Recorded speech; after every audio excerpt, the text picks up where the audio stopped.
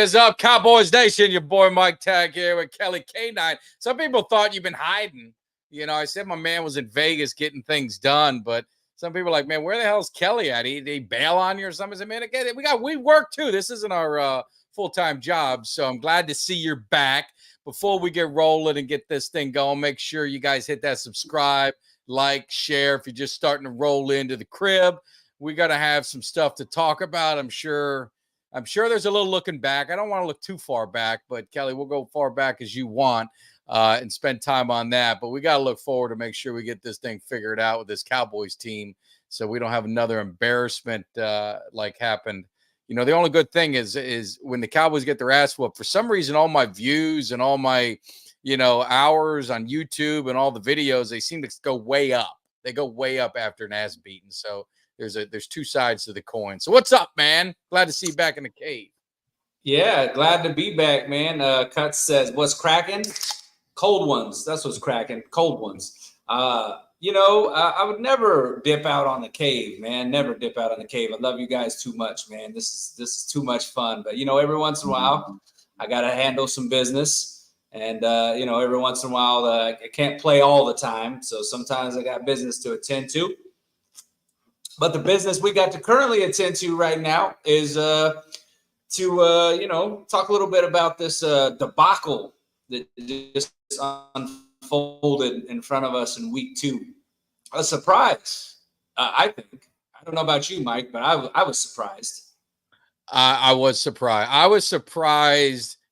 Win or lose. I mean, it's football, but I thought we were past the point of getting bullied and pushed around the field and that kind of that's what surprised me. I mean, we got absolutely annihilated on defense. I mean, I saw defensive linemen get thrown 7 yards off the ball and fall on their ass, and they just ran at will. And I know Rome wasn't built in a day, and I said I'm going to be a patient man.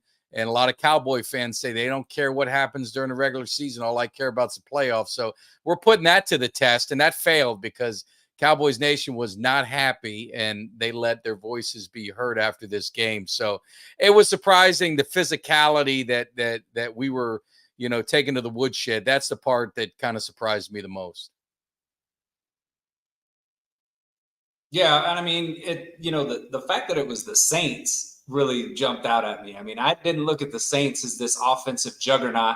Everybody kept talking about, well, they scored 46 on Carolina. I'm like, we're not Carolina. Turns out we are Carolina. I mean, maybe not offensively, but defensively, I mean, that was terrible. Yeah, Kelly, are you breaking up? People, is Kelly breaking up or is it me? Which side is it on?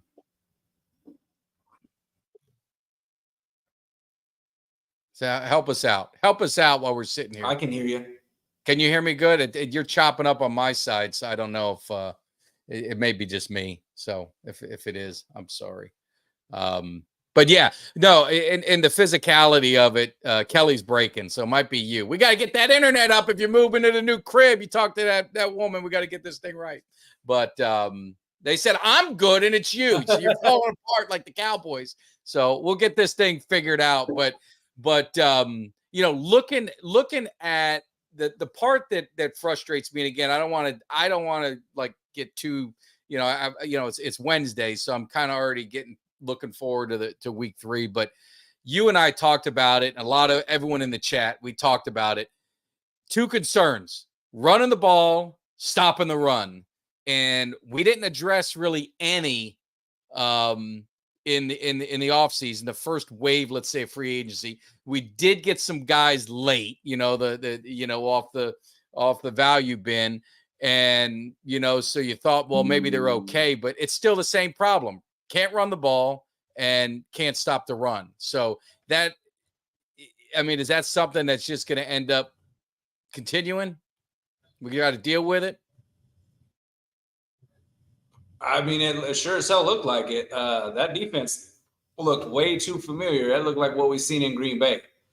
And that was disheartening to say the least. And I feel like that the two biggest problems that we focused on this team all offseason, the running back position, the defensive tackle position, interior of that defensive line, continue to rear its ugly head. And even worse, in my opinion, it looked even worse this year than it did last year. The running back room right now is terrible. I mean, it's terrible. It's not good. It is not good. There's not one guy on there who I would depend on in the fourth quarter to run out the clock. Not one of them. Yeah. And so I don't know. I don't know what the answer is there. Well, the thing I talked about, and it's not going to happen this weekend. I don't know why it wouldn't, but the thing I talked about, I did a little video on running backs and can this running back, get it done and get going. I mean, at what point? I mean, you got Dalvin Cook there. I mean, we've tried the others. I mean, granted, the Saints game, they never even really had a prayer because our defense gave up 6 straight touchdowns. Of course, that's Dak's fault, but they gave up 6 straight touchdowns. I don't think I've ever seen that in my lifetime as a fan, but it happened. So I guess it did now.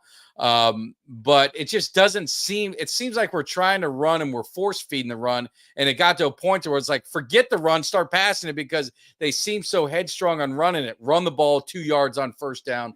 I mean, I talked about it on that video. I mean, we're averaging like 3 yards a carry, as a team. If you took CD Lamb out of the mix and the big runs he had in that first game, it was absolutely, it's embarrassing what we've been doing. So at what point do you say, what, Dalvin Cook, if you're in condition, man, let's do it. I don't care about the playbook. I just need you to run the ball. I mean, don't they have to try something? Yeah, I think so. I mean, that's what they brought him in for. I mean, they brought him in for it. I think the Deuce experiment is over, in my opinion. Yeah, that's not working. That's not working. It doesn't look like it's working, right? I don't think that he's going to be a guy that's going to be able to. Yeah, you're breaking up on me, my man. But I'm trying to work along with you. But the with Deuce Vaughn, are they using them right or not? But what I've seen is just they don't break tackles. I don't know if we broke any tackles in this running game. And the offensive line, we know it's going to be a work in progress. So again, I'm not sitting here going to just destroy the team. It's the second game of the year. We saw San Francisco get beat by Minnesota. You saw the Eagles drop one at home to the Falcons. You saw the Detroit Lions lose at home to the Buccaneers. The Ravens, which I don't like, are now 0-2. They lost to the Raiders. I mean, you have got to be the Rams got annihilated by the Cardinals. It's a week-to-week league, and if you're not ready to play and you're not prepared to play and you don't have the mentality to get it done, you're going to lose, or sometimes you're going to get the crap beat out of you, which was the case for the Cowboys. Yeah, I mean, it's just that it's that thing that it feels like those positions have been neglected, and Jerry's kid keeps talking about now he's bumping his chest talking about he's spent the most money because he's got these 2 new contracts. Well, you knew you were going to spend that anyway. That's money we're not counting. We're talking about what you could have done in this offseason that you failed to do, and now you're seeing the results of it. And now you're at the point where there's nobody out there really for you to get. Who are you going to go? You're going to get somebody that's not in the league right now, or you're going to have to make a trade and give up a premium draft pick that these Cowboys love so much. I mean, they love their draft picks. So what are you going to do now? I mean, you can't keep going off of this same thing. Hey, I'm going to sign out and sign back in. Yeah, go ahead. I'll get you covered. Go ahead, man. And hey, just while Kelly's getting that going, get him ready, get his connections right. Just quick shout out. So Cal, my man, I can't wait to finally meet you.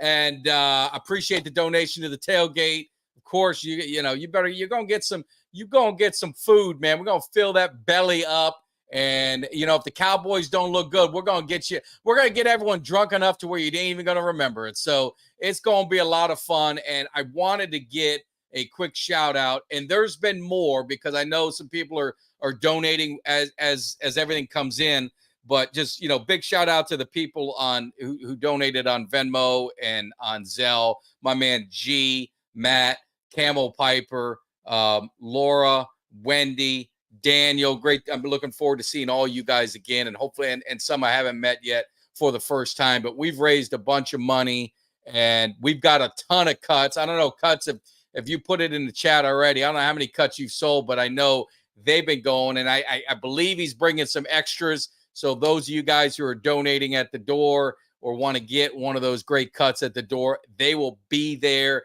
It's going to be a lot of fun. It's I get in it, that Learjet's landing at about 2 p.m. on the dot. My limo driver, my big man Mark, is ready to pick me up, rolling out the red carpet. You understand what I just said? Rolling out the red carpet and making sure that I'm coming in style and ready to profile, because we're going to get this thing done. We are going to get this thing done. And we sold 10. So definitely appreciate all of that. We got the Sam Williams giveaway. We also, we got the George Teague Defender of the Star. We got that giveaway coming too. So those of you guys who don't know, we got this signed, beautiful cut that we're going to be giving away at the tailgate. So it's going to be a lot of fun. We're going to be getting this thing rolling, and it's going to be exciting. And more importantly, man, you're going to have the who's who of Cowboys Nation, the content creators. I know Star We Are is going to be out there. Jay Tuck's going to be out there. Hopefully Coles, I don't know if Coles is making this one. Hopefully he's going to be out there. Paul, probably one of the best tailgate masters of them all, the man we all look up to be like, he's going to be out there. So we're going to be mingling with Cowboys Nation all up and down the strip. So if you guys are in an earshot of this voice, or you're in an earshot when you see us down at the stadium in Lot 10, make sure, the mayor, he's going to be there too, my man. I'm looking forward to it, and it's going to be a great time. It's going to be a great time. And let me just tell you, before we get into the preview, your boy don't go to the games walking out disappointed. You understand what I said? I make sure if I see trouble coming, I don't go to the game. I didn't go to the Packer game. I didn't go to the Saints game. That tells you I felt something was going on and something wasn't going to be right. And the Cowboys know better than to break my heart after I go all that way. Ain't no way I'm coming home with empty pockets. So we're going to get this thing right. But talk about the running game, because this is a sticking point with me. And I see the comments, and, Deuce isn't cutting it. Let's give, when are we going to give Dalvin Cook an opportunity? Are we being fair with the running game? Can the running game get going? Is it a combination of you're getting that new line, right? You got two rookies going, getting them gelled up, kind of the way the game's played out. Saints game, not so good. Got in trouble early, and we just had to go toe-to-toe with them. So, but they still were headstrong on the run. I thought they should have bailed out in early. I mean, Zeke has been kind of what you're expecting him to be. Am I wrong? I mean, his role is kind of what you're seeing: pass protection, short yardage, goal line, hopefully drag it out. Rico, not so much. And, unfortunately, Chuck, I have to agree with you. A running back room, it sucks right now. If we're being honest with each other, and I'm not saying it can't get better, but we need to try something. And I don't know, Dalvin Cook, his status. It doesn't look like he's obviously going to be there this week. Jerry seems to be the one who makes all these decisions, I guess, not the coaches, but Jerry kind of, alluded to that during his weekly call. So they're going to go with what they got. And does the running back by committee work? I'm seeing you got to give Zeke more touches. I've seen that a lot. Get him more touches and get going. Does there need to be that lead dog? I mean, right now, Zeke and Rico are 17 carries each in 2 games. So that's really not enough for a guy to get going. In my opinion, you got to, those guys got to get fed, and they got to kind of get in that groove. So, maybe they got to pick one or the other, and let that be the guy. And then the other kind of do that Pollard role where it's going to be like, every 2 series, 1 series, every 3 series, 1 series, however way you want to do it. But they're going to have to figure something out. But you're not going far if you can't run the football. There's, and you're damn sure not going to go far if you can't stop the run. And, looking at what we got ahead, it kind of gets you frustrated. I don't know about you guys. Now we're going against running back that maybe we could have had. Now, hey, is he going to be better? Is he going to be what? We don't know. But Derrick Henry, when he gets going, he's a problem. And the Cowboys' run defense is going to get tested again. Now, Kelly alluded to the fact of he was really surprised with New Orleans. We talked about it on the game day show with Greg, and I think we might have talked about it with Kelly a little bit. Kamara is a damn good running back, and he's the same age as Zeke and same age as Dalvin Cook. Interesting enough, right? So, it doesn't seem to bother him. What's up, Kelly? You back? I'm back. All right. You're sounding good now. You're sounding good. So hopefully Good. You're back. Good. So, I just jumping in. We're talking about this run defense going to get tested again, and I was saying, I know you made a comment that you didn't think Philly or you didn't think New Orleans, offense was that dangerous, but I mean, they had those young receivers, they had the young receivers, and Alvin Kamara has been a problem, with the Cowboys in the past. He's burned us a few times, and he's the same age as Zeke and Dalvin Cook. A lot of people like to call those guys old, but I know they run a different style. I think Dalvin is more similar to Kamara, where he doesn't take a lot of hits. I think what hurts Zeke is he's a physical running back. He was that way in college. He was the workhorse in Dallas. So his first 4 or 5 years, just 350 plus carries or whatever it was. So, what do we do with the running back? Should it be running back by committee the way we're doing it? It doesn't seem to be working. Should there be a lead dog on our running game and then flip it to our side of the defense? Can we figure out how to stop the run?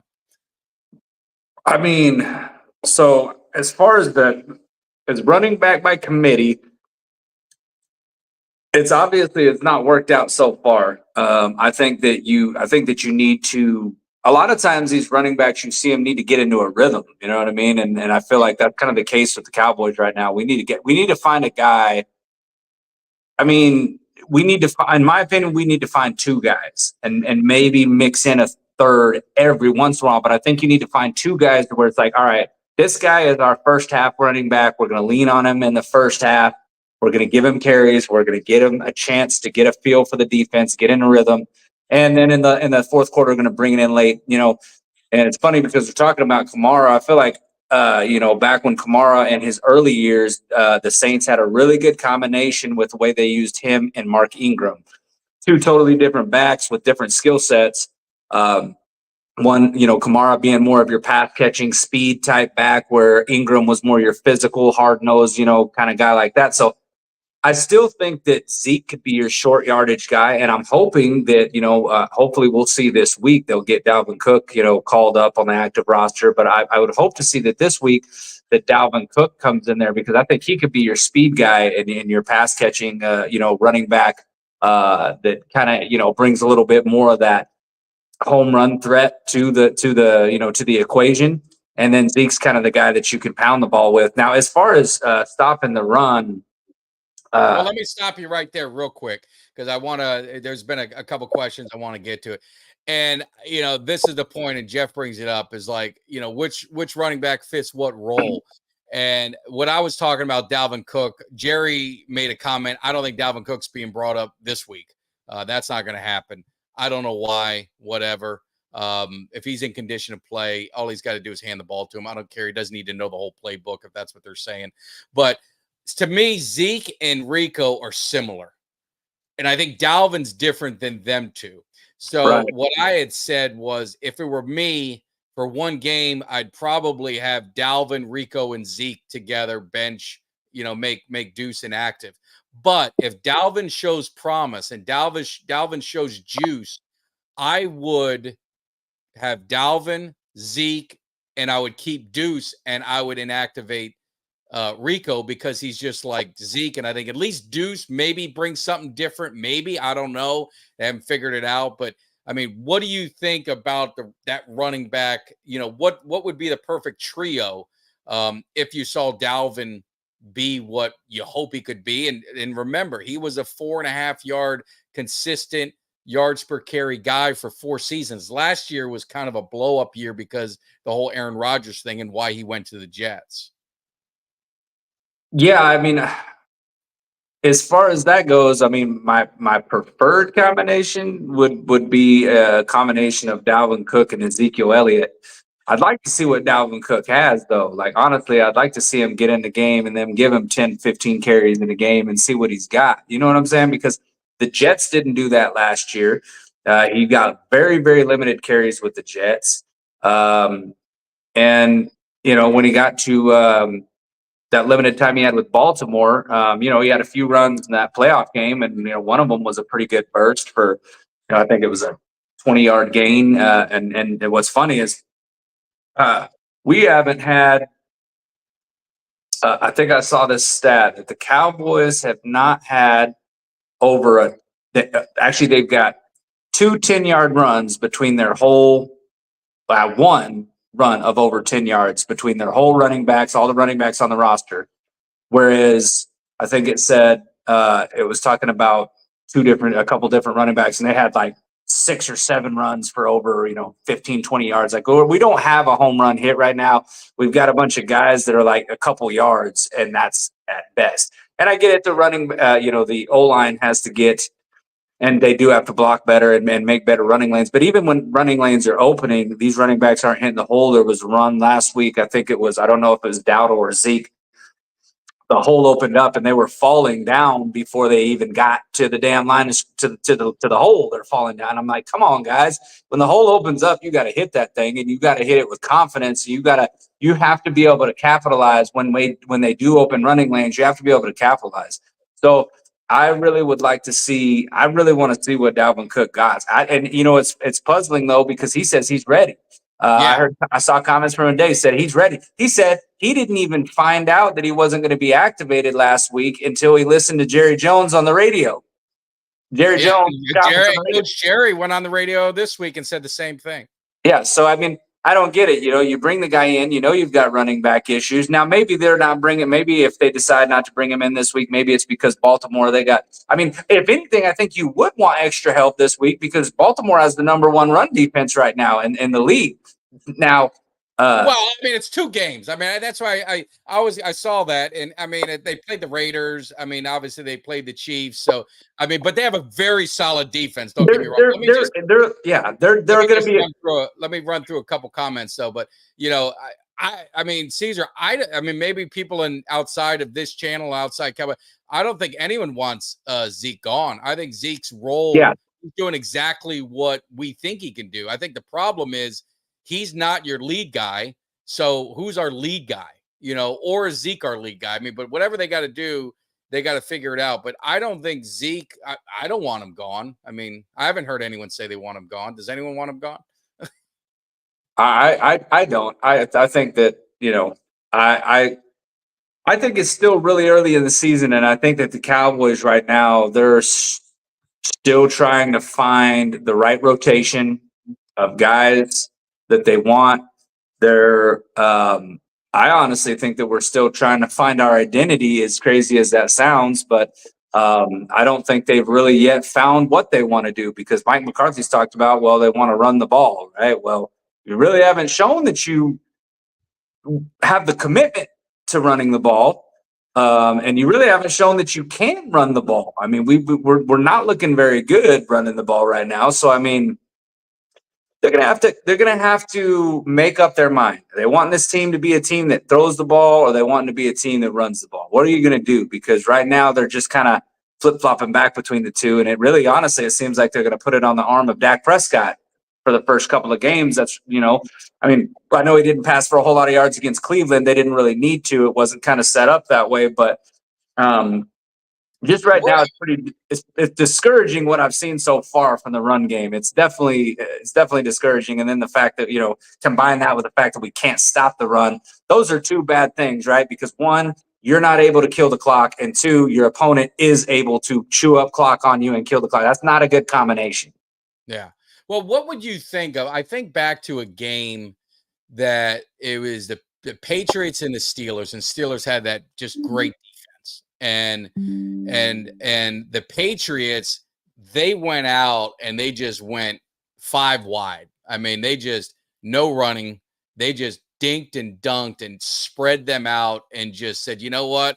we're just going to pass all over you. And it's short passes. It's basically using the passing game as a running game, high percentage, wide receiver screens, quick slants, quick outs, whatever it is, and just kind of work your way down the field because they just felt that they weren't going to run on them. So why bother? So I'm seeing that, what the Ravens are saying, with our running game, the lack of success we're having, the Ravens' strong defense. I mean, do we just bang our head against the wall? Because that's what it seemed like with the Saints early on. It's like we're banging our head against it. It was first down. All right, we're going to run the ball. I was talking to Eugene Lockhart today. It called me and he was frustrated about the game and we're talking about it. And he said that, he goes, Mike, I don't even watch the Cowboys. Like I'm not a religious watching. He goes, but I'm watching a game and I'm calling every play. Like everything was predictable. Well, they're going to run the ball here, and it's just, there's no, there was no shifts. There was no motion. There was no nothing. It was just, very vanilla. And is that just the way we are? Is that the way it's going to be? Or, he talked about it and I talked about it with him, is you really have no training camp. And I know all these other teams don't either, but there's no hitting. They don't play in preseason. And maybe that's why you see some of these weird games. You see teams getting beat by teams they shouldn't have. And you see these lopsided scores. Is they're trying to figure things out themselves too, because there's no contact anymore until the season starts. Well, and somebody mentioned something the other day, and I thought it was a pretty interesting comment. I agree with it, honestly. And it was just talking about how what you look like, and I echoed it the other day. Actually, I put a tweet. What you look like in week 2 is really not what this team is gonna look like in week 15 or 16. Now, that's not to say we may not still have problems stopping the run. That may not say that we still have but like, okay, think about this for example. Okay, we don't have Dalvin Cook activated yet, so we don't really know what the offense looks like with him there. We don't have that Ryan Flournoy, the promising young rookie. For whatever reason, he's not been activated. You've got some of these younger guys that they kind of preferred on the roster. Jalen Brooks, who just, for the love of God, man, that guy can't block. And honestly, Tolbert's not a very good blocker either. That's been a liability too. I was encouraged by Tolbert's pass catching in the preseason, but Jesus Christ, these wide receivers can't block for shit. I mean, I've seen several plays where there was a seam to the sideline that could have been open, but these dudes can't hold a block. I mean, it was pathetic. It's like, come on, guys. I mean, try to act like you're trying to block at least. So there's things about it, like you said, the fact that, there is no preseason, there is no hitting and, real hitting and stuff like that. So I feel like a lot of these teams, and that's not to say that the Saints might not still be a good team, but some of these teams, they gel a whole lot earlier. Whereas like the Cowboys, I remember last year, the Cowboys offense really didn't hit its stride until later in the season. I feel like it was about week 4 or 5 when you really started seeing some really good things, because early in the season, it was the defense just blowing people out of the water, getting turnovers and scoring pick sixes and stuff like that. Right now, we're not seeing that, right? So you're seeing the offense kind of struggle a little bit. You're seeing it look a little bit vanilla, a little stale, like they're trying to find their identity, trying to figure out who do we trust here in these certain situations, who's going to be the guys that we're going to. You mix that in with the fact that, Jake Ferguson, one of Dak Prescott's security blankets, he's not in the game. Just different things. These rookies that we saw play really well last week. You saw Guyton start to struggle a little bit this last week. I thought Cooper Beebe still played very well, but you're just seeing some things that week 1 we didn't see. We were very encouraged by it week 1, but now you're starting to see a few warts on this team. And the thing is, can this coaching staff fix it? Mike Zimmer says it's going to get fixed. He says he's going to fix it. And I think that, I think Dak Prescott's still in line for a good season. I think he's still going to be, the interceptions that happened in the second half, I think those happened because he was pressing. I mean, when you're a quarterback, and even the announcer said, I think it was Brady that said, when you're in a situation like this where the opposing offense is scoring every single drive, you feel like you cannot do enough. You feel like you have to do too much. And I felt like that was the way that Dak Prescott felt. I think he threw a couple that he definitely would have wanted back if he could get them back because he was pressing. But at the same time, and what the hell you want him to do? He's going to have to sling the ball. I mean, if your defense can't, you got to take risk. I mean, you yeah, got to take risk when you exactly. If your defense can't stop people, and I will say, I see SoCal putting about Schoonmaker. I thought Schoonmaker had a really good game. I thought He that was did. very encouraging on that part. That because we've talked about, hey, tight end two. Do we have two legit tight ends on here? If Schoonmaker plays like he did this last Sunday, yeah, I think we actually might have something in Schoonmaker right there. So that was definitely encouraging for the offense as well. So yeah, and I think Ferguson, he practiced. He was limited. So he was, I think he's good. One concern, as you saw, Diggs with a foot did not practice. CD ankle did not practice. Mozzie was walking out with the trainers. He did not practice. We had our other guy, Phillips. Phillips got hurt his wrist. He's put on IR, so he's out 4 weeks. No. Now, did you see what kind of transpired there though? That with that, have you seen? No, I just okay. What Okay, happened? so here's the thing. Jordan Phillips, not very happy right now. But here's the thing. He had a terrible game. Terrible game. Yeah, Dude was getting he's the lowest PFF ranked. Dude was getting bullied, had no business being on the field. He talked to the media today and said his wrist is fine. He said he doesn't know why he's put on IR. He said that's above his pay grade. They put him.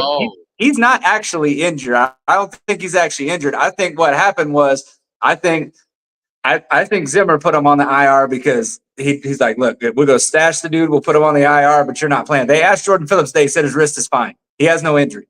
But the coaching staff put him on the IR. I think Zimmer looked at that game tape and said, listen, I'm not having that shit out here, man. We're either going to put you on IR or you can retire or we'll cut bait with you all together, buddy. But you're not going to play like that.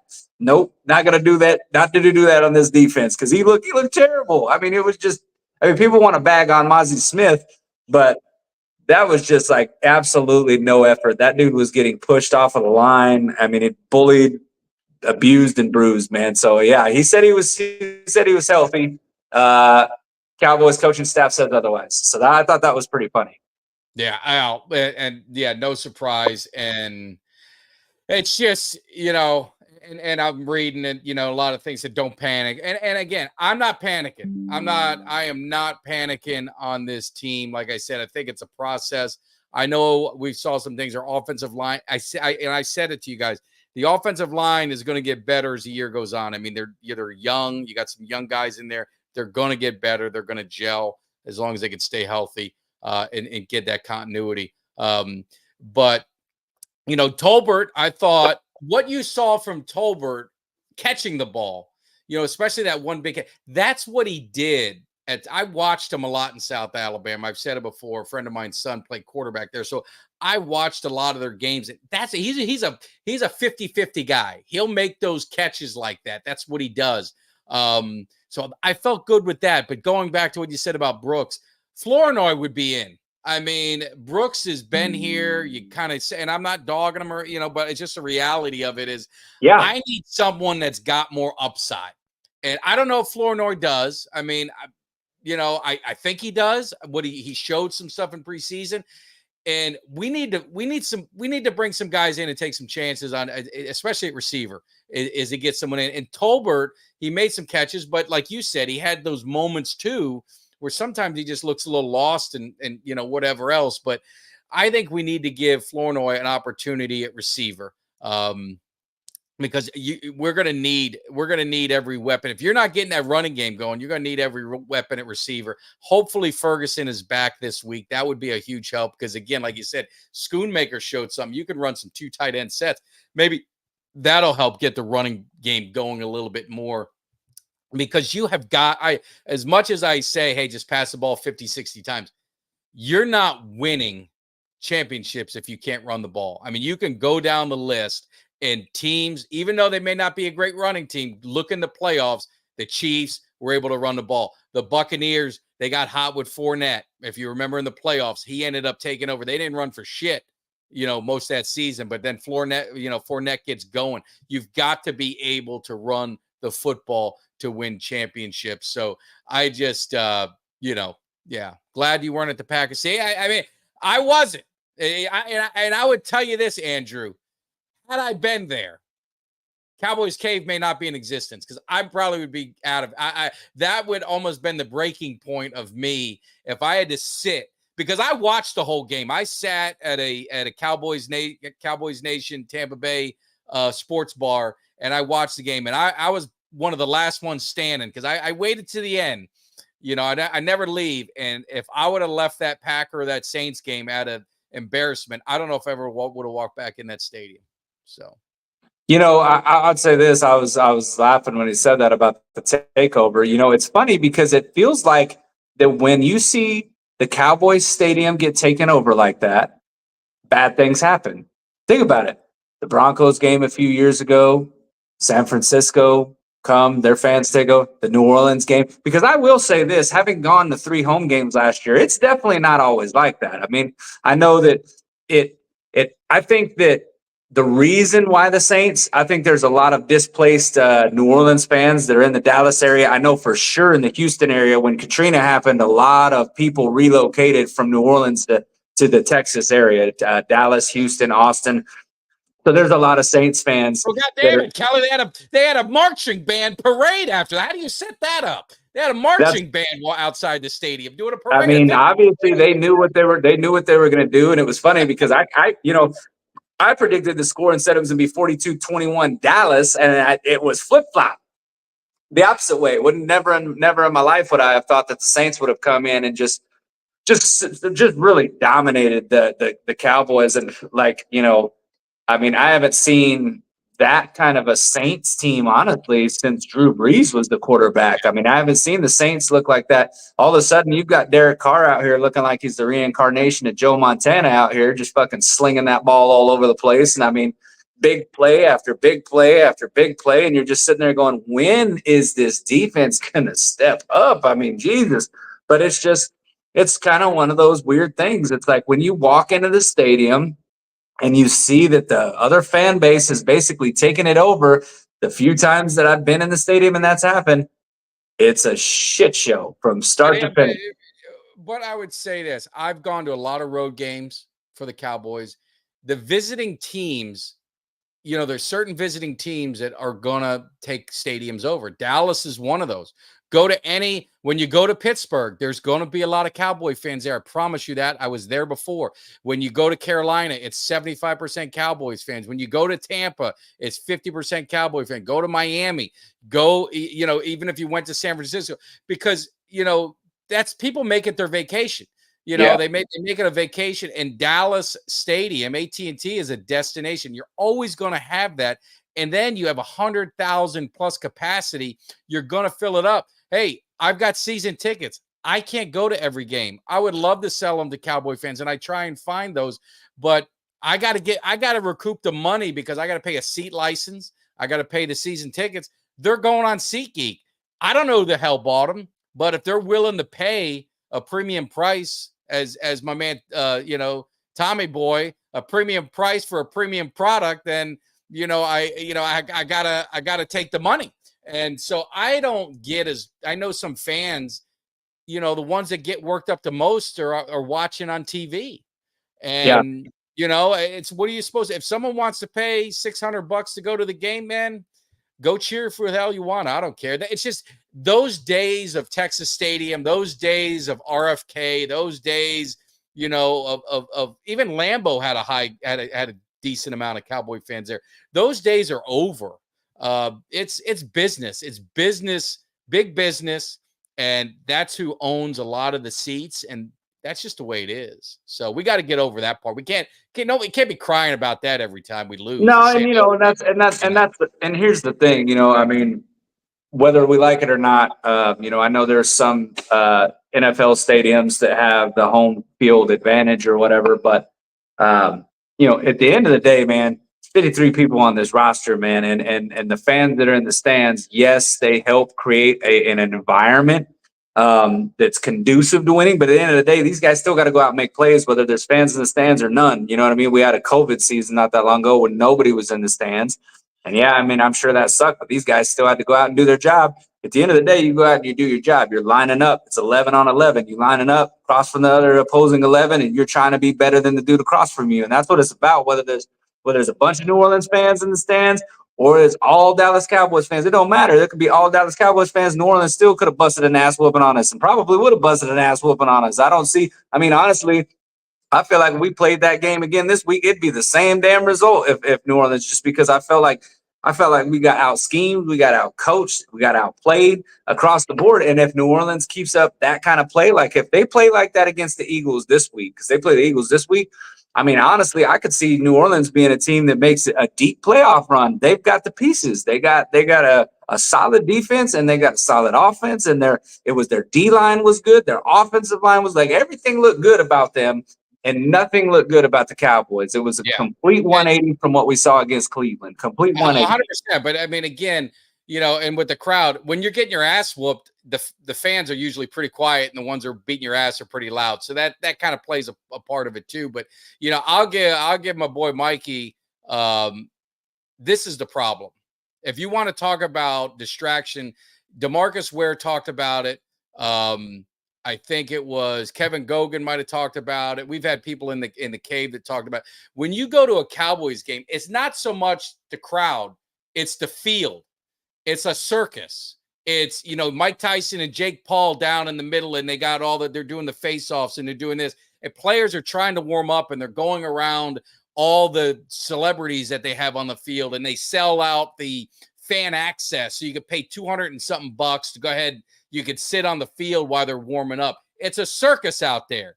That's where the problem is. If you want to point to something and say distraction, it isn't the fans that are Saints fans or Packer fans that are in the stadium. The players don't hear most of that shit anyway. It's on the field. You can't even focus to get prepared for a game. It's a circus. That's on Jerry Jones. And that's on the Cowboys organization, because it's like no other that you usually see anywhere else that I've seen anyway. So, yeah, no, I agree. I mean, it's, there's a lot of things that, create distractions, but the owner is one of the big ones, unfortunately. And continues to be so, but, he's the guy calling shots, and he's going to continue to be that guy. I mean, as long as he's, getting his little 30 seconds, a little video in with Tyson and Jake Paul. I mean, he loves that because it's getting him out there and they're talking about it. You know what I mean? Forget the fact that your team just got their ass whooped at home like they stole something. But it's discouraging. But I will say what I said after the game in my pregame post that I said was that I said, do I think the Cowboys are as good as they looked in Cleveland, or do I think they're as bad as they looked against the New Orleans Saints? I think it's somewhere in between. Honestly, I said I don't think that we're the defense and the offense. Obviously, offense wasn't really cooking, a ton, but they did look good. CeeDee Lamb looked good. Dak looked efficient. Didn't turn the ball over. I think it's somewhere in between that, right? I think that there's adjustments that definitely can be made with this team, and I mean, I definitely don't think that it's time for anybody to throw in the towel or anybody to come out with and say that, give any definitives about this team and say, well, this team is this, this team is this or this team is that. I don't really think we know what this team is right now. I think it's a little too early to tell. I will say we have a giant problem, though, on that defensive line. Those defensive tackles are getting pushed off the ball, and I will say, you still can beat some teams like that, but you will not beat playoff teams like that.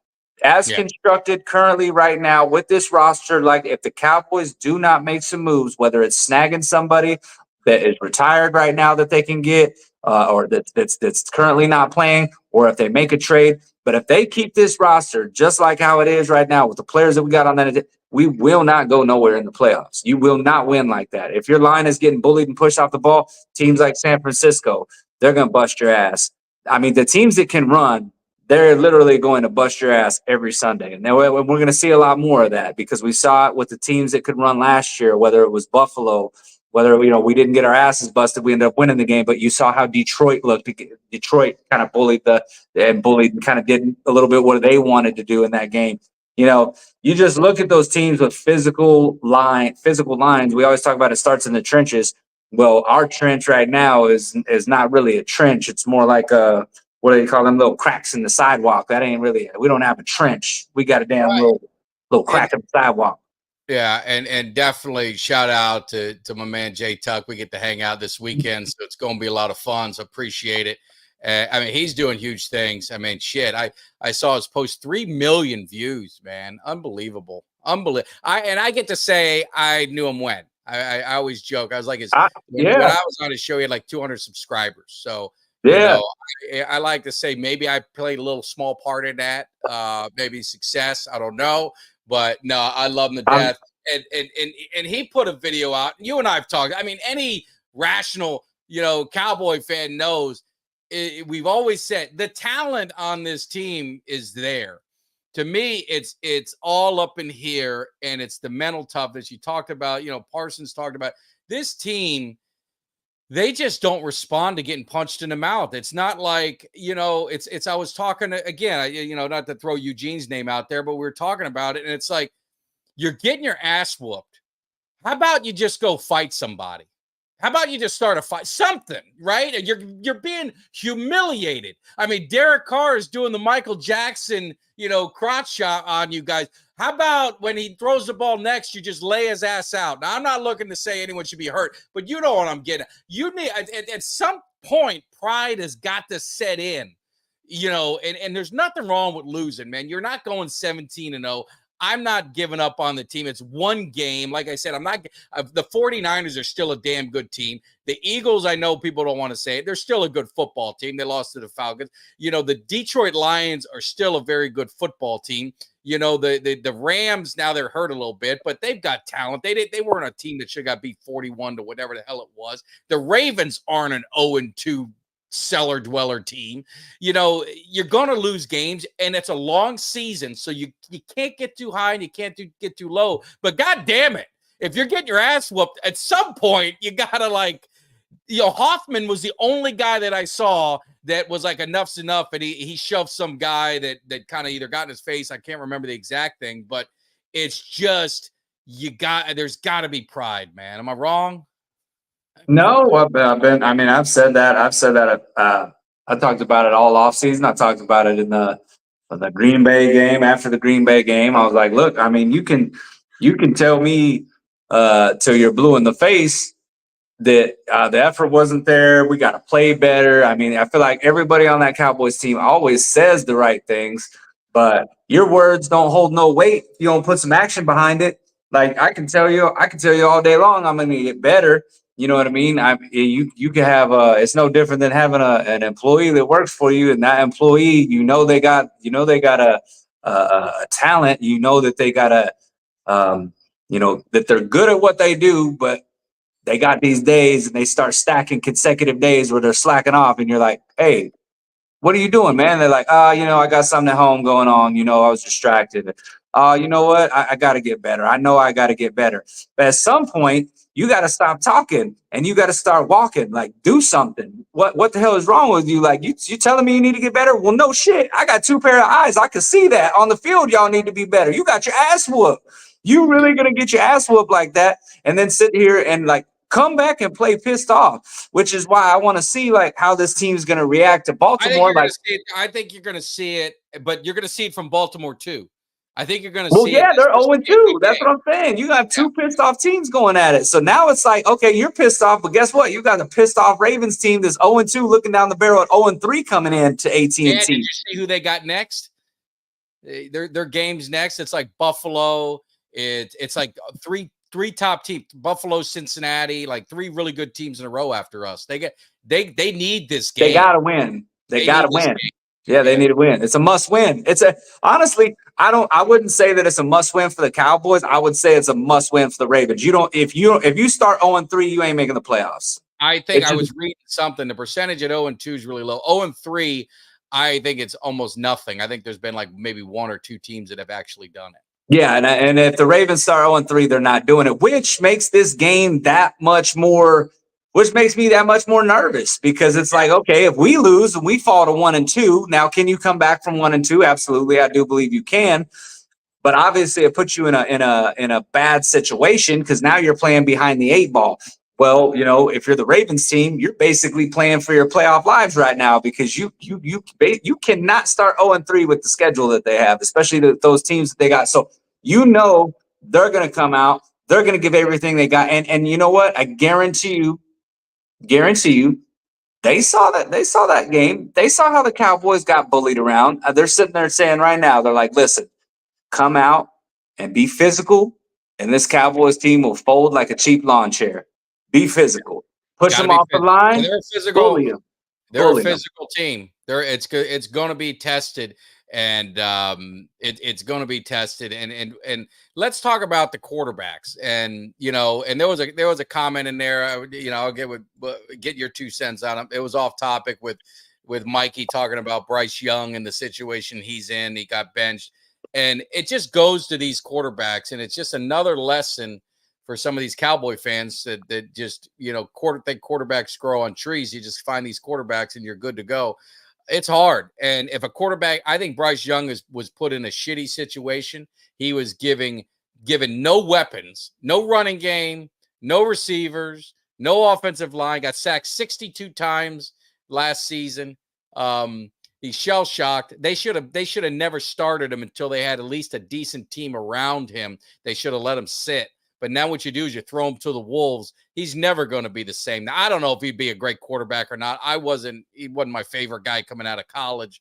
But, I mean, you didn't even give him a chance. You didn't even give him a fighting chance. I mean, before we jump into Dak versus Lamar, I mean, any comments on that situation? Well, I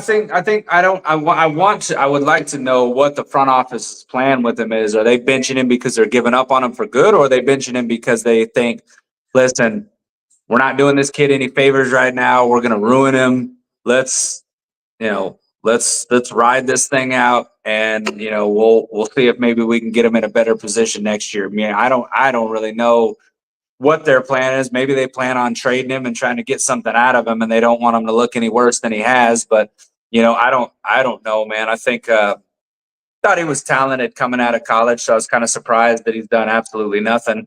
But I mean, you see things like that, man. And I mean, not to get. I know we're going to talk about Dak and Lamar, but I mean, another guy that, and this is early on, right? I don't think they're going to give up on him anytime soon. But you look at a situation in Justin Fields, right? The Bears just got rid of Justin Fields, gave up hope on him. Justin Fields is playing pretty goddamn well with Pittsburgh right now. I mean, through 2 games, granted, it's only through 2 games, and he's flashed before with the Bears. But now you got the Bears who, all these people were making a lot of excuses talking about, well, they don't have an offensive line. Caleb Williams have a run for. Well, they drafted him number 1 overall. And when they did, I didn't hear nobody talking about how they didn't have an offensive line. All I heard was this Bears offense is loaded. They got Keenan Allen. They spent a top pick to get Rome Odunze. And this Bears offense looks like absolute shit through 2 games. Caleb Williams got 0 touchdowns and 2 interceptions. So, you look at that and you think, would that Bears team look better with the Justin Fields, who already knew their system, if they would have just loaded up with offense and given him the weapons, and maybe taken a wide receiver, taken 2 wide receivers? They had 2 first-round picks. They went, Caleb Williams and then Odunze. What if they would have drafted 2 wide receivers? What if they got a Marvin Harrison and Odunze on the same team? What would that team look like with Justin Fields? So you look at these teams that go through these quarterbacks and what teams decide to give up on a quarterback and say, you know what, this quarterback is through. And I mean, even the Cleveland Browns. Do you think the Cleveland Browns would want Baker Mayfield back at this point? I mean, look at how he's playing with Tampa. I mean, he's playing a hell of a lot better than Deshaun Watson. Got Tampa Bay into the playoffs last year. Probably will have him into the playoffs this year. So it's just one of those things where I think systems obviously matter. And then I think having some patience matters as well. I think you got to have some patience with some of these guys and understand that if they're not in the right situation, and if you don't put the right talent around them, and you don't have the right guys to coach them up, who knows what some of these guys will look like. So, I mean, is there hope for Bryce? I think so. I think there will be a team that would give him a chance if Carolina's officially given up on him. But it's just a crazy thing to see with quarterbacks. So, yeah. Well, we got a couple quarterbacks here, and again, appreciate everyone in there. Almost hitting 300 people chilling with us. Make sure you hit that like. Make sure you hit that subscribe. If you're watching us on X, get over there and hit that subscribe. We are less than 15 away from 3,000. Wouldn't it be kind of cool to get to 3,000 before the tailgate party? That would be kind of nice. You guys can do it if you're just chilling with us, man. Hit that subscribe button and definitely hit that thumbs up. But looking at the quarterback situation, these guys career-wise, they're different quarterbacks, but they've kind of gone down the same path. Very successful in the regular season, both of them. Struggled, both of them. Teams struggled in the playoffs. Maybe personal struggles in the playoffs, you could say, on some games for them as well. As you said, Lamar and these both of them got paid, but Lamar needs this game. I mean, he needs this game. This Ravens team needs this game. I mean, how do you see this matching up? Now, I would say, I know a few people talked about it, is, we probably need Overshown is probably going to play a lot more in this game. Didn't play much last week, and they said it was just personnel driven. He's the guy who comes in nickel packages and stuff like that as a linebacker, and it just, the defenses didn't create any opportunities for him to get in. But you got to think containing Lamar is going to be a challenge. And do the Cowboys have any solution for that? Could Overshown be the equalizer in that? I think Overshown definitely needs to be on the field more. I think he needs to be on the field more. I'll be curious to see if they use Parsons, as more of a little bit of, instead of having him as a pass rusher, if we see more snaps at linebacker this game, just because of the speed that him and Overshown have. One of those two maybe being the spy on Lamar, because I definitely do think you got to put a spy on him. I don't think you just let him run wild on this team, which could definitely happen if you don't got somebody spying on him. He's too talented a runner. I think if I seen it right, I think he's outrushed Derrick Henry in both games that they played in, which is funny because they mentioned Jim Harbaugh talked about it and said that or John said that John Harbaugh, he mentioned that they didn't bring Derrick Henry there to run the ball 20 times a game. And I'm going, what the fuck did you bring him there for? He's a workhorse. What did you bring him there for? That's what he's been his entire career. He's been a workhorse running back. So why'd you bring him there? That's pretty stupid. You're going to run your quarterback into the ground, but not your running back that you paid money anyway, whatever. But I definitely think you have to have a spy on him.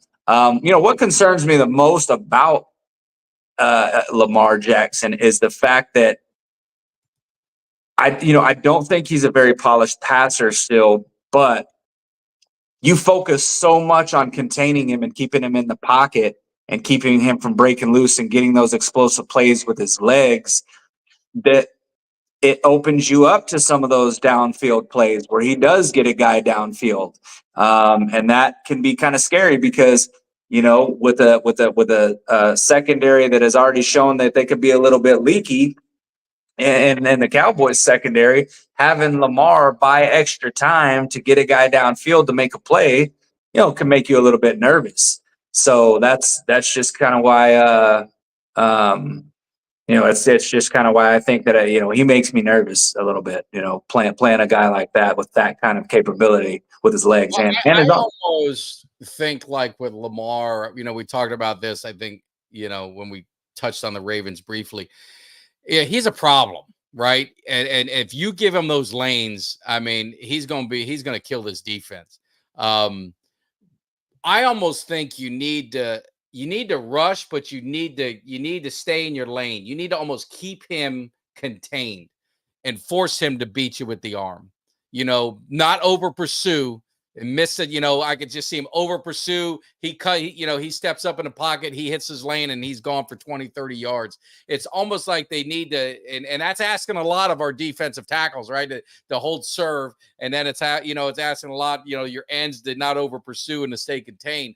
But I just think if he beats you with his arm, then you just that's just the way it goes, man. And that's how I think, because when he's forced to pass, those games, they usually, I've seen him lose more often than not. It's when you get him running, man, you get him out there. He's still such a unbelievable athlete that, man, he's a problem. And, this defense, I've been trying to think, this defense in particular, have they, what, running, Josh Allen, I think he had his way with us a little bit, but I don't know if he beat us with his arm when they beat us pretty good. I can't remember. try to forget some of those games. But I know Kyler Murray kind of, he used to run all over us a little bit. So it just seems like this defense does have trouble with these mobile quarterbacks. And it never used to be that way. I mean, the Cowboys, I remember, and Zimmer was our coordinator when we had Vic a few times. We were able to contain him a few times and not let him do, the human joystick and the Madden, Michael Vick. So that's what I'm just curious to see how they're going to scheme to contain Lamar Jackson from really being a problem. Yeah, Tuck mentioned that it was all on the ground with Josh Allen. Yeah, he was able to definitely do some stuff. And I mean, Cook just went off on us too. I mean, we could not stop, which is one of those things that does make you nervous because Baltimore does have that capability to be a physical team. And when you're talking about a quarterback that has the ability to run and a running back in Derrick Henry, who is really yet to been kind of unleashed, is this the week that they do that? Is this the week that Harbaugh says, you know what, I saw what happened when Alvin Kamara. I saw what he did. Now Kamara's a different type of back. Obviously, he's more of a speed guy. Get to the outside, getting those. But I mean, Derrick Henry still, when he gets going, I mean, especially if our defensive line is getting pushed off the line like they were with the Saints. I mean, that creates them running lanes that. I mean, if you think that it was hard to bring Kamara down when he did go between the tackles, I mean, just imagine trying to bring Derrick Henry down. And that's the problem that I saw last week was that our linebackers, I mean, they're playing with their defensive tackles sitting in their lap. You know what I mean? That's I mean, it's hard to kill the linebacker. I know they've made some mistakes, but the defensive tackles were absolutely just got. Yeah, well, I mean, they're having to shed off the defensive tackle and the offensive lineman. You know what I mean? They're having to shed off two people to get to one. So it made it more difficult playing their assignments when our guys are just getting blown off the line like that. So discouraging to see, but also worrisome just because of the fact that Baltimore has the capability to do that. Derrick Henry has the capability to go off and rush for 100 yards. And you could have, Lamar Jackson rush for 100 yards. You could see a 200-yard rushing game on this defense if we do not get things fixed. Now, Zimmer said he's going to fix it. How? I'd like to know how. You know what I mean? I'm curious. I bet you Tuck probably has the formula for it. You listen to that guy break it. You listen to that guy break it down, and you think, man, maybe this dude should be out there doing some coaching and helping these guys fix some situations over here. I 100% agree with that. But yeah, I mean, it's definitely worrisome, man. But when it comes to the two quarterbacks, me personally, I'd take Dak all day, just because I feel like that. Dak I wouldn't say he can do exactly what Lamar can with his legs, but I feel like Dak's still mobile enough to where he can get outside the pocket. He can make plays happen outside the pocket. I think he's a way better thrower of the ball. I mean, especially when he's on the run. I think his throws when he's on the run are pretty damn accurate. So in terms of an overall quarterback, I think that Dak Prescott's the more complete quarterback, and I would take Dak over Lamar any day. I just think Lamar is the better athlete, more explosive with his legs. When it comes to throwing the ball and accuracy wise, I'll take Dak all day over Lamar. Yeah. Hey man, talk at the tailgate. We're gonna get this thing hyped.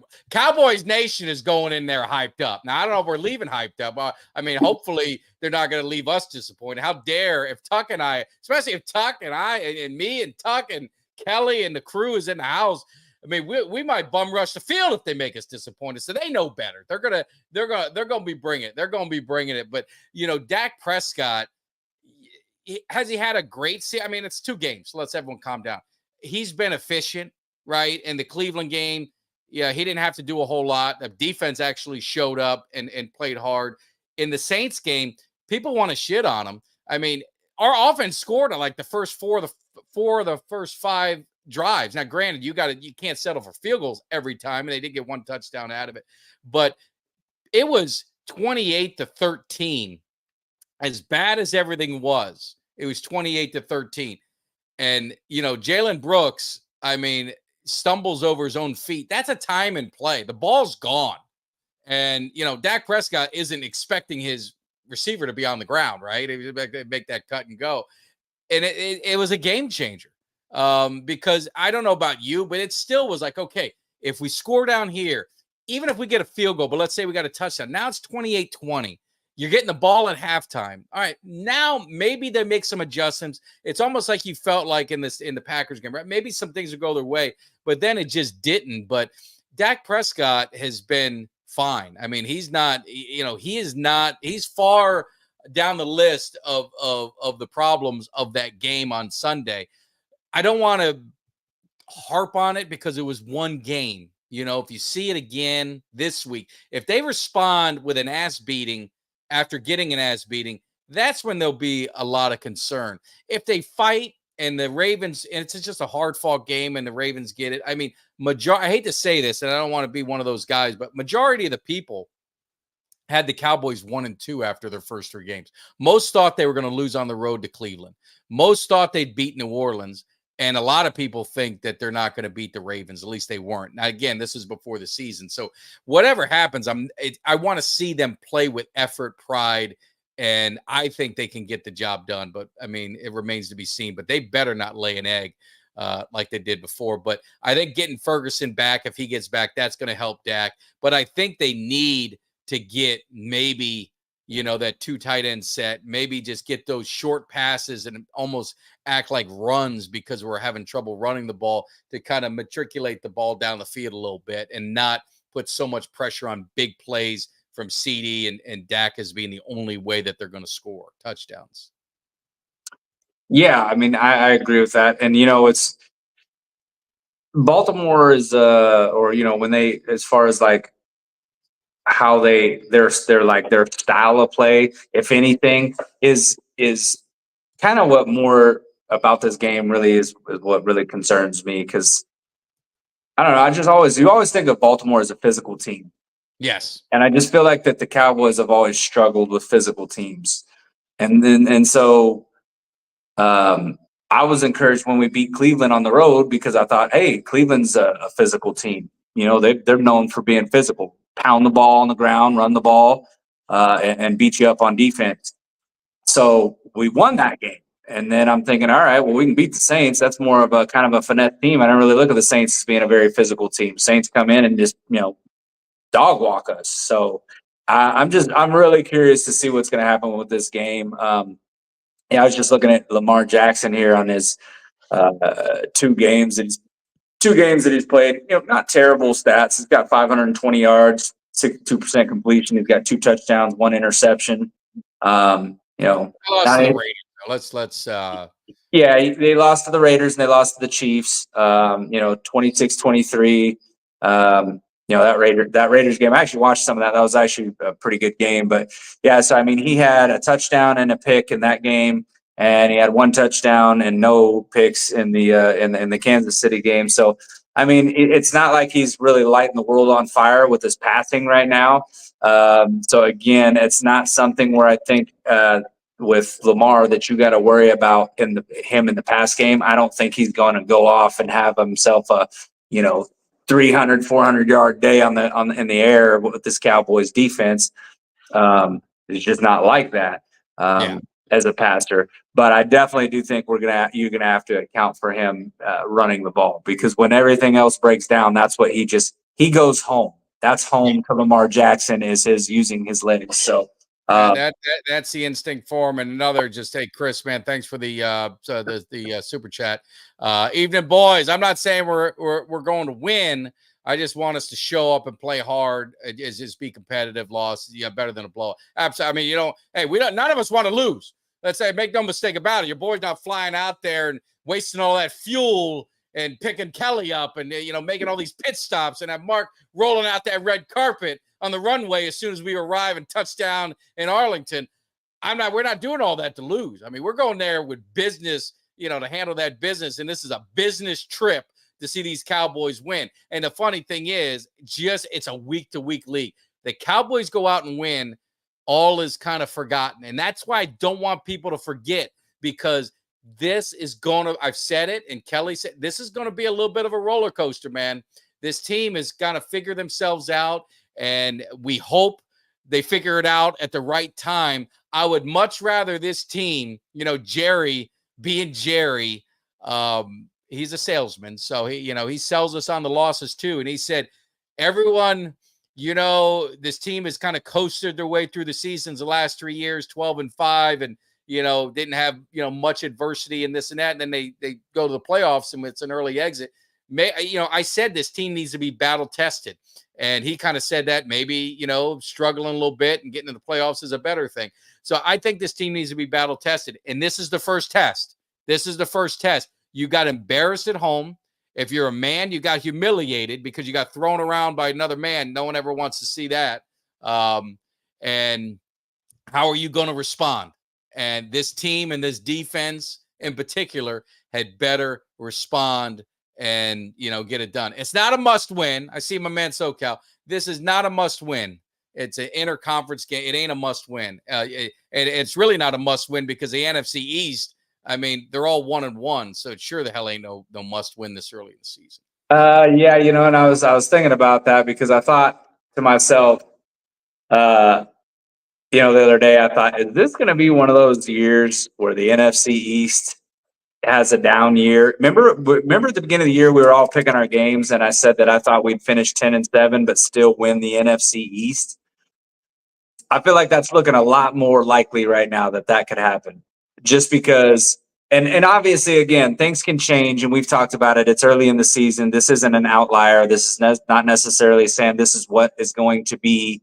But it's also that thing where it's like, it looks like the Cowboys definitely got some warts on this team right now, and the Philadelphia Eagles got their share as well. So there is not a team in the NFC East right now that's looking like, damn, these guys are stacked, and they're gonna. One of these teams is just going to run away with it. You know what I mean? So look at the NFC. I mean, really, and again, I'll just say the whole NFC. Look at the whole NFL. I mean, I was looking at the power rankings. I mean, they know. I mean, the San Francisco 49ers got the score was not indicative of the game. They got beat by Sam Darnold in Minnesota handily. They didn't even move out of the power. They're still number 2. Then you've got Detroit Lions got beat at home by Tampa Bay. They fall to 1-1. They got them 5. The Philadelphia Eagles lost a tough game at home against the Atlanta Falcons. They're 6. The Chargers 2-0. They moved up. The Saints moved up to 8. The Baltimore Ravens lost 2 games, lost to the Raiders. They still got them in the top 10. The Cowboys got annihilated, got embarrassed. Most people would say that was probably one of the worst losses they've seen. They dropped 3 spots. They're still at the 11. So I guess what I'm saying is, the NFL people know that you just can't, the season ain't over in week 2 because you lose a game. These are still good football teams. It's just got to see how it plays out. But I'm seeing it. Oh, must win. Oh, if they lose a season, I mean, Jesus, it's the 3rd. And look at the NFC East, 1-1. The Washington Redskins, Kelly, did you see that? They won a game without scoring a touchdown and giving up 3. How the hell does that happen? Yeah, it's. I mean, there's been a lot of weird things, I would say, that has happened over the first couple weeks of the season. There's just some weird things that have happened, and again, I this is why I say I don't think that what we saw on Sunday is going to be the outlier of this, or the indicator of what this team's going to look like down the stretch. I don't think this is what this team's going to look like in week 15 or 16, and if it is, heaven help us, because we may be picking in the top 10 of the NFL draft if we continue to look like this. But I just go back to, looking at things and say, like you said, it's a week to week league, and things change. Who's starting now, probably won't. There's going to be there's going to be guys that are in different positions than they are now, or as far as, where they're at in the depth chart wise, you know what I mean? So it's just, it's trying to figure it all out. And it's trying to, just figure out, hey, who are we? What's our identity? What do we do really well? What are our weaknesses? And then also, how do we play to our strengths to mask our weaknesses? And I feel like the Cowboys in the past have done really good at this, because I feel like I mean, just think about how many times that this Cowboys team has won 12 games or won a lot of games only to go to the playoffs, and that weakness that we did a pretty decent job of hiding all year gets exposed when you're into the playoffs, because those playoff teams, they all know your weaknesses, and that's what they're going to try to exploit. That's what they do. But I mean, it's you've seen it, time in and time out that type of shit happens, and this Cowboys team it's up to Mike Zimmer now. He said he's going to fix it. Let's see what he does. Let's see how he fixes it. But it's still early in the season. A lot of things still to play. Look at last season. Look at last season, week 3. They get annihilated by the Cardinals. Exactly. They come back and they destroy, the Patriots. Then they get destroyed by the Niners. And then they barely beat the Chargers. And then they destroy the Rams. And then they live. I mean, early on in the season, I don't know. Let's see if they had another egg in 2022. I don't remember early in the season. Early in the season, in the last one, they lost to Tampa Bay to open the season. They scored 3 points. I mean, everyone was like, "Oh, they're in trouble. It's over." And then they go on a streak. They win 4 in a row, and then they lost, and then they win another 2 in a row. I mean, it's every single season. You're going to have these situations where early on in the season, I guarantee if you look at any team in the first few weeks, the way the season starts, it's just the way it is. I mean, you just don't know what to expect. That's why I'm not going to. Like I said, they get blown out and embarrassed, then I'm like, all right, we got a serious problem that we got to figure out. But they come out and play hard. I think they got a good chance to win. I mean, they get the crowd into it, get the offense in rhythm, just see what happens. But everyone, the sky is falling in the Super Bowl. I mean, that's kind of where we're at, right? Everyone had the Super Bowl in week 1, and now the sky's falling. I mean, this is the same damn team that everyone was hyping up just a week ago, and now all of a sudden, they suck. You know what I'm saying? What's funny though is that of how many people said, I mean, I've said this too, but I feel like I've maintained my stance. I haven't come off of this stance. But how many people have been saying, Cowboys fans, I've heard it from countless numbers, said nothing in the regular season matters. Nothing matters till the playoffs. Now the regular season matters, right? Now the regular season matters. Now what happened last week, that matters, because now they're using last week as an indicator to say this is how the season's going to play out. Well, really? Like, were you saying that after we beat Cleveland? Were you saying, oh, this is how the season's going to play out? Damn, this team look good. They're like, you can't say that and then to dismiss a win only to use that same logic to basically validate a loss. You can't do that. Like, you can't do that. All these guys that are saying nothing matters to the playoffs, keep that same energy. Keep that same. Let's wait till the playoffs. Let's wait, because this is still a playoff team unless something drastic happens, unless we don't, I feel like this is still a playoff team. I still feel like we're going to sweep the Giants. Feel like we're going to sweep the Washington Commanders. I thought maybe they'd be a little bit better than they were. I don't really see that. I think we sweep both those teams. I think we'll probably split with Philly. So, I mean, that right there is 5 more wins. That's 5 wins on top of the one we already got. That gives us 6. Do I think we can get another 4 mixed in to the during along the way to get us that 10-7? Absolutely, I do. Do I think that there's possible that we could get some bad losses in there? If we don't fix things, damn right, we could see some more ass whoopings along the way. But I don't think that's the team that you saw Sunday. I don't think that's who you're going to see week in and week out. I mean, you already look at Mike Zimmer. They pulled Jordan Phillips out of there because he played like absolute shit. And I don't care what anybody says. If he's out there pissed off saying that he doesn't have a wrist issue and that this is something above his pay grade, I mean, I'm not buying that he's injured. I think it's the Cowboys' decision. I think it was their decision to go that way. And I think they probably were trying to do it respectfully. And then he's the one that came out and said, hey, my wrist is fine. You're going to have to talk to them and find out why they benched me. Well, they benched you because you played like shit. So yeah, they wanted your roster spot. And that was the way to keep get another Exactly. So you know what? Have some accountability. I like it. I love it. You know what I mean? If you play like that, guess what? You're not going to be playing like that next week because you're going to be off. We're going to ship you to the IR, or we're going to just cut you all together. However they decide to do it. But I think this team has definitely responded. I think we've responded really well when we get our asses handed to us, I think we've responded. And I like that. And I'm very hopeful that we see a response this weekend. Yeah. Yeah. All right. Well, we've kind of talked about it. Now is the dreaded time for a, prediction. We've got we gotta have our predictions of the game. Let us know in the chat and be honest. I mean, you can, we don't need to be homers about it. I mean, let us know what your thoughts are on the game. How do you think this game is going to turn out? Give us a score.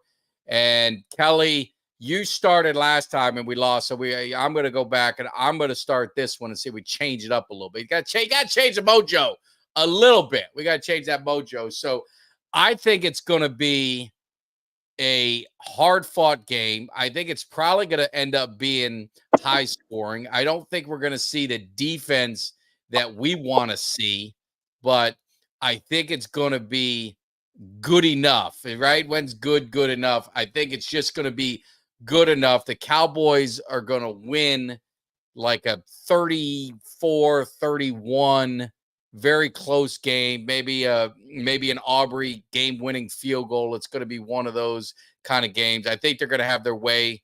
I don't think we're going to stop the run much, unfortunately, but I think it's going to be a 3-point victory for the Cowboys. Okay, well, I'm going to be honest with you. I feel pretty nervous about this game. One, because we're going to be in the house, so I feel a little bit nervous. Like, I don't want to go there and then have to witness anything. I got a little bit of PTSD from last week. I don't want to go there and have to witness some shit like what happened down in New Orleans, what happened with New Orleans and AT&T last week. Because I'm going to be honest, I won't handle that well. I will not handle that well. Do not want to see them. I've seen them lose, but I haven't seen them get absolutely annihilated and embarrassed. The Bronco game. Let me remind you. Well, the Broncos game. Yeah, that never mind. Thanks for bringing that one up. A little bit of PTSD. Okay, so I was there with you, so the over under on this game is 48 points. I think it's 48.5 is what it stands out right now. So they're expecting, the points to be scored in the 20s, and I would kind of have to agree with that. So I am actually going to take Dallas. I like where you're going with the game-winning field goal, because I was thinking along those same lines. But I'm going to kind of have us doing a score a little bit similar to what we just saw with the Falcons and Philly. So I'm actually going to go with a score of I'm going to go 28-27.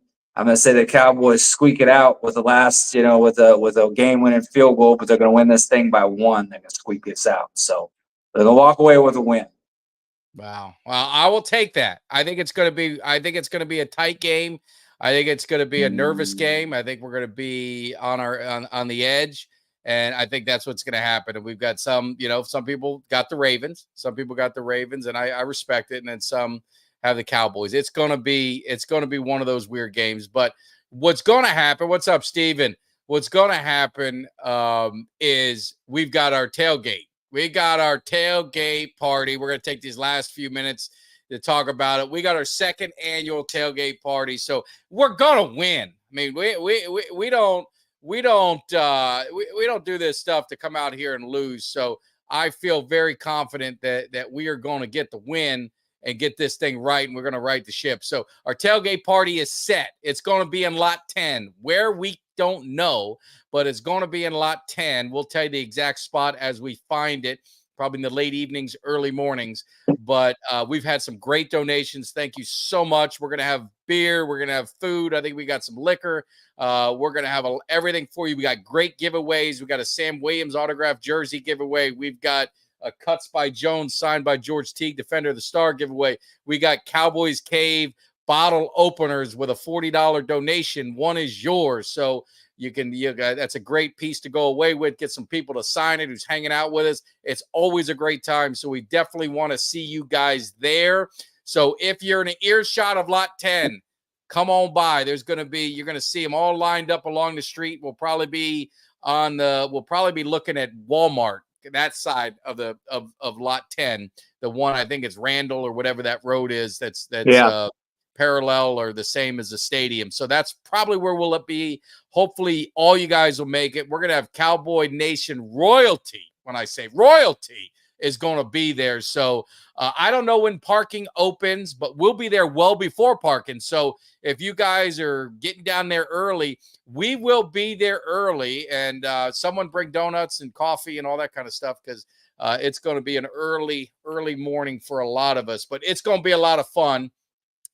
Again, the time, I don't know, whenever the gates open or the parking lot opens. What is it, Kelly? 4 hours before? Yeah, I think it's 4 hours before kickoff, I think. Yeah, so if kickoff is 3:30, that would be like 11:30. But we'll be there at 8 in the morning. We'll be there at 6 in the morning, 5 in the morning, 4 in the morning, 3 in the morning, 2. So we'll be there way early, but we'll get the things rolling and want to see you out there. It's going to be a lot of fun, mixing it up and getting it. This is like our kickoff, right? Yeah, Thank God, Kelly, we didn't do the Saints game. No, I know. Well, listen, last time they did hey, listen, I got to pick the game, and I said no to the Saints. I didn't want to do no 12 o'clock. I didn't want to do no 12 o'clock kickoff. So I will say this. I know that last time we were out there at like 8 o'clock, 9 o'clock. And I think we got actually our tent and everything set up. I think we were all set up by around like 10:30. And I think people all around us were all set up. We just couldn't officially bring the cars in and start cooking until I believe it was around like 10:30, 11. It was something like that that we got the the grills. They wouldn't let you fire up the grills, but there would be people out there, and we kind of had our stuff set up. So yeah, be out there early, but you guys just listen. There will be updates. There will be, I'm sure I will go live. Mike might go live. There's going to be videos. There's going to be pictures. Like, if you guys can't find us, that was what got me last year. Is I had several people reach out to me and tell me they couldn't find us. I said, how the hell did you not find it? We're in lot 10. You can't go inside the parking lot. It's all on the outer edges of the parking lot. If you walk to the little corner, walk to the corner of Collins, it goes up Collins, and then it goes down whatever that other street is right in front of the Walmart. Yeah. You couldn't miss us. We had a big ass banner that said Cowboys Great. I mean, you can't miss that. You got my loud ass. You got Mike out here just yelling and whooping it up. You got Cuts out there. You got Mark dancing. Like, if y'all missed us, it's because you weren't looking. So listen, if you're gonna be out there, there's no doubt you'll find it. You'll find us. We're gonna even have a bigger spot this year. We got a couple spots versus the one last year, so we can kind of spread out a little bit more. It got a little condensed. We were spilling into other people's tailgates with how many people we had there, so we're a little bit more prepared for it this time. Know what to prepare for and what to expect. But man, it's going to be a good time.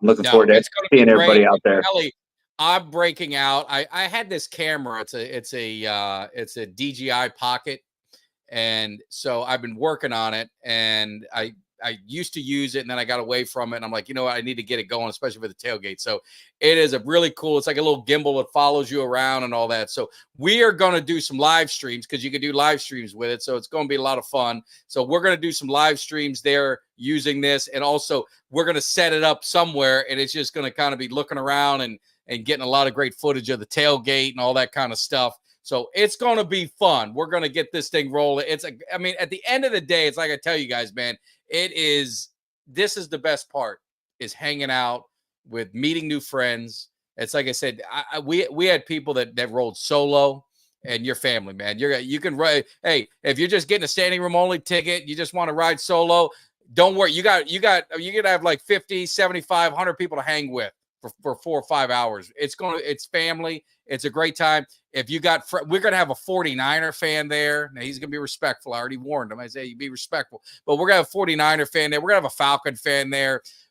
We had Jets fans from last season. Any fan is welcome, as long as we're having a good time, man. We can all talk smack, but it's got to be in good fun.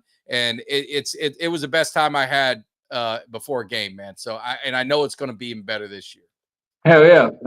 Absolutely. I'm looking forward to it. It's going to be a lot of fun.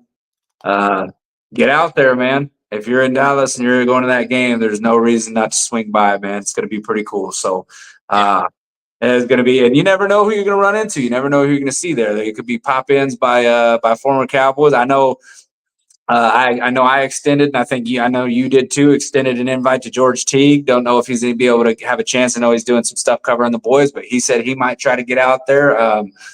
I know, I know, I know PB's I parents know are gonna. I know they confirmed that they're, they're gonna come out there. They want to yep. hang with Cowboys Nation. Eugene Lockhart's our wild card. I don't know. I mean, I'm not You gonna know, promise. you never know. You never know with Eugene. You never know. Hey, show up. Zeke, I know Zeke's mom, Dawn, has talked about maybe possibly coming out there. So, Don Elliott coming out there possibly. So, I mean, there's a lot of people, man. It's a big family. A lot of Cowboys fans. It's a big family with all one common goal, and that's to go to the Ravens game and see the Cowboys whoop some ass. But aside from that, also making some connections and having fun at the Cowboys Cave tailgate where we can all connect and, get to know each other a little bit better and have a good time, man. Yeah. And one last PSA, make sure you hit that subscribe, hit that like, hit the share. We're so close to 3,000. We're just under, and I just checked, like 13 away, man. Put us over the top. We'd love to do before the game. The other thing is, one of our partners and sponsors with the Cowboys Cave is the Autograph app, and they're doing a huge giveaway. They did a CeeDee Lamb jersey last week. They're stepping it up even more. An autographed Dak Prescott jersey, framed up, looking tight. You just gotta, they reward your fandom. Download the app. All you've got to do is go to your Apple store, the Android, download it, reference Mike Tag in the code, sign up. They reward your fandom. It has the hype videos on there. It's got all the videos, player interviews, articles from Twitter. You could post stuff up there. And they've got a whole fan zone where you can put your fan stuff up there. So it's an awesome app, and they reward you for what you do. So make sure you guys download that if you haven't already. It's awesome. Looking forward to it. Bugsy, definitely looking forward to hanging with you guys.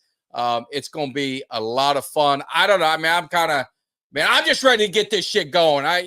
We don't need no more talk. It's time for this Cowboys team, get their shit together, end all the bullshit, and let's come out there on Sunday ready to mean business and ready to handle that business. We got the Ravens coming in. They're 0-2, backs against the wall. Their fans are going to be chirping, and it's time to shut them up, send them birds back to Baltimore packing with that 0-3 record, and get this Cowboy team back on track. I don't know what else to say, Kelly. I don't know. I couldn't agree with you more, man. It's time I'm ready. I'm ready. It's I want to get that bad taste in New Orleans out of my mouth. And, I've never feasted on Raven before, but it's got to taste better than that loss that we had. So I'm ready to feast on some Ravens.